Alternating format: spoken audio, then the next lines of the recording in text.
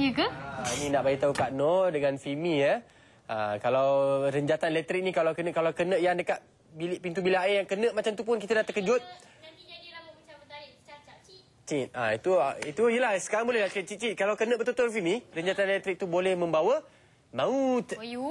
Jangan buat main ya. Dan sekarang ni bersama saya Encik Abdul Rahim Ibrahim, merupakan pengarah Jabatan Keselamatan Elektrik Suruhanjaya Tenaga. Apa khabar? Alhamdulillah. Bertenaga hari ini saya nampak. InsyaAllah. Alhamdulillah. Pernah kena renjatan elektrik ke setakat ni bekerja? Pernah, tapi bukan waktu kerja. Bukan waktu kerja? Waktu di rumah? Waktu sekolah? Ini dia. Pada anda semua, sebenarnya hari ini kita nak kongsi pada anda apatah lagi sementelahnya berlakunya banjir dan peribahayanya renjatan elektrik bila ada kabel terputus dan sebagainya. Mungkin Encik Abdul Rahim boleh bincang dengan kita apakah bahayanya renjatan elektrik ni pada musim banjir ataupun musim hujan. Beginilah, lazimnya bila hujan turun atau ribut sekali dengan hujan kan akan menyebabkan pokok tumbang ataupun dahan patah. Sekiranya dahan yang patah ini menimpa talian, talian tu mungkin putus dan jatuh ke tanah.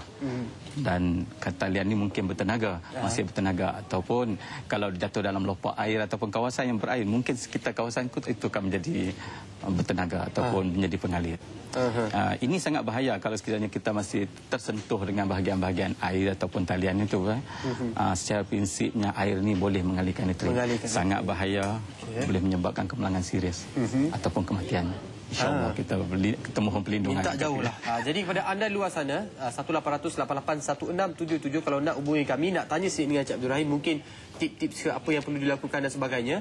Dan berbalik pada Encik Abdul Rahim, jadi nak tahu kalau katalah renjatan ataupun kabel tu terputus, jatuh satu kawasan, berapa luas dia punya tenaga elektrik tu akan tersebar? Ya, ia bergantung pada watan talian tu ya. Kalau watan talian tu tinggi, lebih luas kawasannya. Kalau watan rendah ataupun talian kecil, mungkin lebih kecil. Tapi secara spesifiknya jarak mana dia punya radius itu agak sukar juga. Kita ada juga kes-kes di mana talian putus dan jatuh dalam sawah. Ketika tu ada kerbau-kerbau sedang dalam sawah itu, hampir 10 ekor kerbau mati dalam keadaan itu. Itu keadaan bahayanya tu. Luas jarak mana itu tak susah tentukan, tapi memang ada satu kawasan yang itulah bergantung. Jadi sebagai orang awam, apakah yang boleh kami lakukan? Contoh ternampak ada kabel terputus dan kita yakin ataupun kita rasa bahaya ni. Ya. Macam mana kita nak buat? Okey, pertamanya kita hubungilah pihak pembekal, yakni TMB kalau di Semenanjung, kalau di Sabah SCSB, atau kalau Sarawak SCB ya. Nombor tertera biasanya kita pakai 15454 itu 15454. Hubungi kalau di Semenanjung untuk TMB kan. Itu yang pertama. Dan kita cerita lokasi di mana yang terjadi itu dan apa keadaan dia. Kita jelaskan kepada pihak yang menerima panggilan. Yang kedua, elakkan daripada menyentuh talian ataupun apa-apa yang bersentuhan dengan talian, sebab kita mungkin boleh terkena ya. Dan ketiga, kalau kata ada orang yang terkena kejutan elektrik itu dan dalam keadaan kaku, jangan kita sentuh badannya sebab kita boleh terkena kejutan. Jadi biarkan dia. Kalau dia sudah kaku lah. Kalau keadaan dia masih hidup, kita gunakan segala kebijaksanaan kita lah. Mungkin ada tips Encik Abdul Rahim nanti boleh kongsi cara nak selamatkan orang kena renjatan elektrik? Bukan, maksud saya begini, kalau sekiranya dia dalam keadaan yang masih kita kata hidup ataupun nampak, gunakanlah segala kebijaksanaan. Kalau kita nak menggunakan kayu, pastikan kayu itu cukup kering, begitu kan, untuk mengelak. Jangan sekali-sekali menyentuh dengan tangan ataupun menarik orang itu, sebab akan bahaya pada kita. Kita pun mungkin akan terkena renjatan tu. Sebab pengalaman saya yang kita dah siasat satu kes ni, anak terpegang talian, ibu cuba menarik anak itu kan. Ibu tu yang lebih serius daripada anak dalam kes renjatan elektrik. Ya Allah. Jadi kalau dah katalah kawasan banjir ataupun berlaku hujan dan ada lopak-lopak air dan sebagainya, jadi apakah tips-tips yang mungkin berguna untuk kami orang awam ni nak tahu macam bahayalah ni, jadi apa yang perlu kami lakukan? Kita harus jauhi daripada kawasan itu. Itu dari kita. Itu yang pertama. Dan yang kedua, kita kena hubungilah pihak yang pembekal tadi. Sebab kita tak boleh dengan sendiri kita untuk cuba alihkan talian itu, walaupun dia menghalang laluan kita sebab masih bertenaga, macam kata tadi kan. Hubungi pihak dalam kes kita di Semenanjung ni TMB lah kan. Di Sarawak kita panggil SSB. Dan dia orang dengan cepat akan datang untuk mengambil tindakan, untuk memutuskan bekalan dan mengambil tindakan perbaikan. Jadi pada mungkin di kawasan-kawasan banjir yang terbaru ni, ada ke kes-kes yang berlaku? Alhamdulillah lah, setakat ni kita tak terima sebarang laporan yang menyatakan ada kes kemalangan elektrik musim banjir. Biasanya di musim banjir ni pihak-pihak macam TMB, SSB ni dia mengadakan satu bilik gerakan dan sentiasa memantau keadaan. Sekiranya banjir sudah agak paras bahaya, bekalan akan ditutup dengan pantas cepat. Kemudian mungkin diarahkan berpindah kan.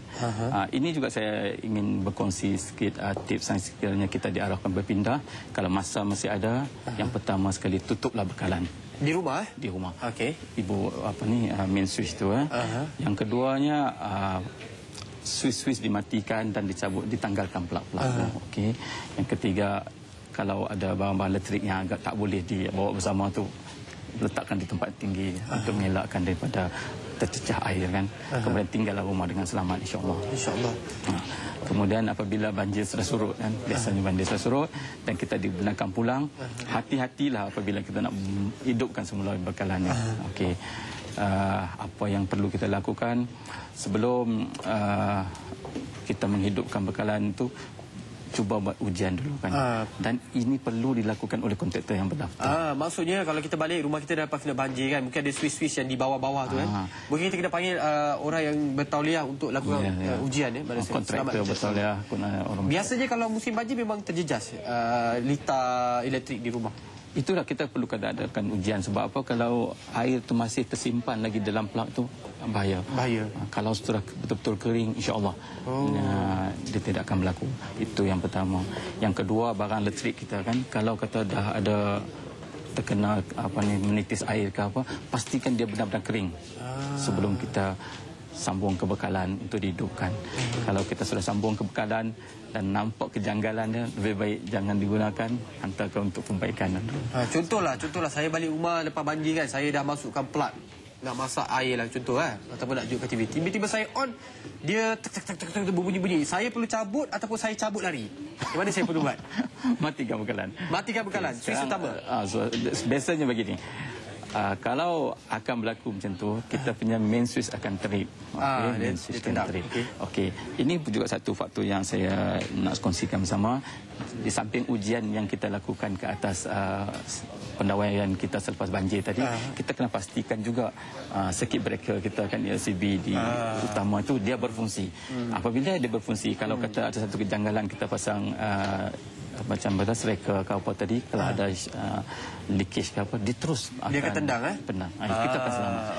Itu antara benda yang satu tips yang amat berguna kepada kita semua, dan terutamanya pada kawasan-kawasan yang dilanda ataupun terjejas kerana banjir. Dan kami Nasi Lemak Kopi ingin ucapkan jutaan terima kasih kepada Encik Abdul Rahim, Pengarah Jabatan Keselamatan Elektrik Suruhanjaya Tenaga kerana sudi bagi informasi sebegini kepada kami semua.